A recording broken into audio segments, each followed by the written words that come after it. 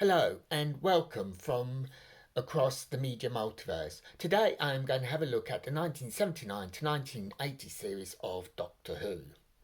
This is a series that is still today very controversial and divisive amongst Doctor Who fans, and certainly older Doctor Who fans.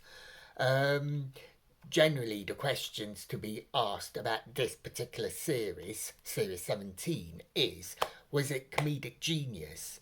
Was it embarrassing pantomime? Or was it a hidden masterpiece?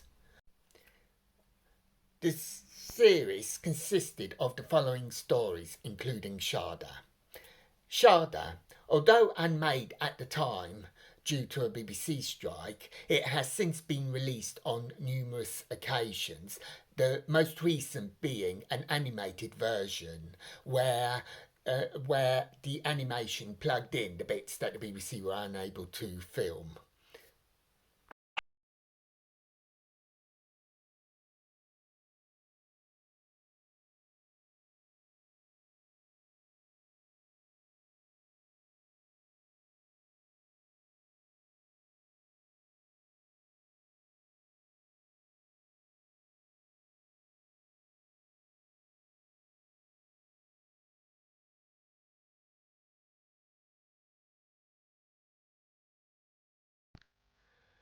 Before I start, a quick word.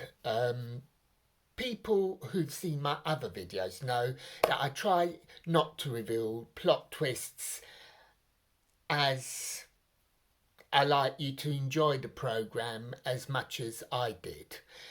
In this video, I can't really do that because it is the plot twists that form the basis of most of what I'm going to say. However, I am going to keep any twists at the barest minimum possible to make my point, but without spoiling your enjoyment.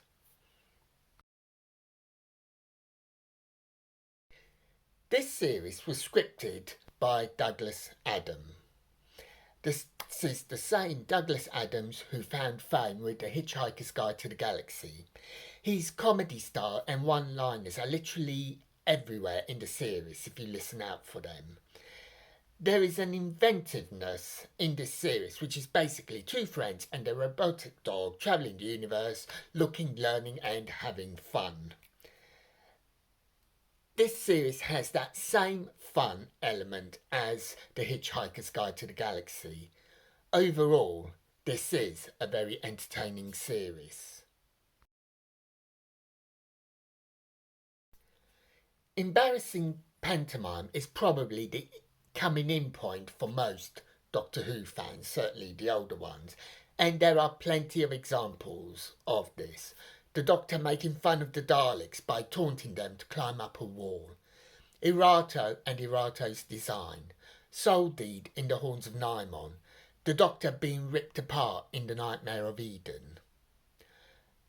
There is a general over-the-top humour and acting that makes this series look more like a children's programme rather than a family entertainment programme which the whole family can enjoy.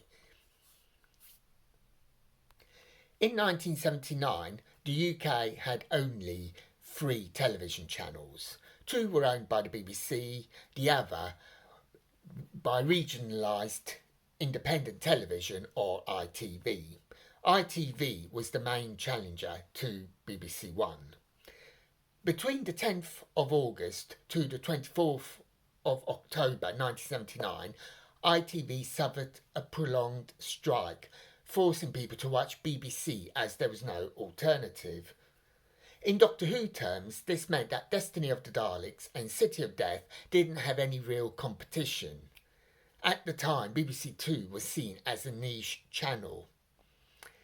And there is a school of thought that says that many people saw these episodes and decided that it was just too childish for adults.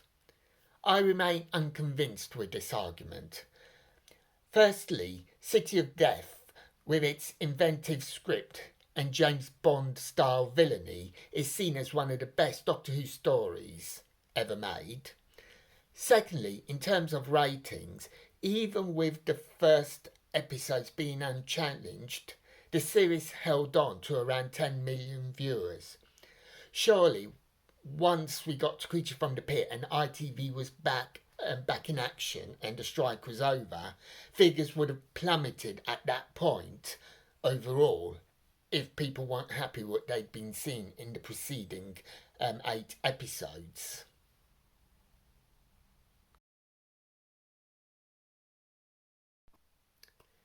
Hidden masterpiece are words that are not usually used by fans for this particular series. But I find that there are two strands that run thematically through the stories. The first is judging by appearances, which could be rather apt for this particular series. And the second one is that all the stories are a matter of survival. So let's start with appearances. In the first story of the series, Destiny of the Daleks are evil. The Daleks are the biggest bad in the Doctor Who universe. So the humanoid Motherlands are the goodies, right? Not so. Not only are the Motherlands robots, they're villainous ones too. And before we even get to that, there's Romana's regeneration as she takes on the form of a princess she met on a previous visit to another planet. This carries through to City of Death. French aristocrat Count Scarleone is not human. And not only is he not a human, he's out to destroy humanity. In Creature from the Pit, we get a fairly traditional story. It's set on another planet, but in a pseudo-historical looking set that we would recognise. And it has humanoids that are threatened by a terrible creature. But in this story, it is the humanoids who are the monsters, not the creature. Nightmare of Eden has the mandrills. But they are there to scare the television audience behind the sofa rather than affect a story that is basically about a car crash, or a spaceship crash, insurance and drugs. In The Horns of Nimon, Tika is confident in Wimpy Seth's heroics to save the day. And indeed, he was braver than he thought. And in the same story, Soldeed thought that he was tricking the Nimon into arming Skonos, whereas it was the other way round and the Nimon were secretly invading his planet. And even Sharda, the unmade story, gets in on the act. That nice, cuddly, lovable Cambridge University professor, Professor Chronotis, isn't human. He is a Time Lord, and a particularly nasty one at that. And as I said earlier, there is another theme that runs through this series, and that is one of survival. Every character, even the villains, are doing things for their survival. Scaroff of the Jaggeroff wants to stop the creation of humanity because he wants to keep his race, the Jaggeroff, alive. Lady Adrasta keeps the ambassador alive in the pit as she needs the metal. The ambassador, Irato, just wants to escape from that pit where he's held prisoner. The Daleks resurrect Frost after centuries of suspended animation because they are in retreat and fear for the Daleks' ultimate survival. Soldeed makes a deal with the Nimon as he wants to further his planet.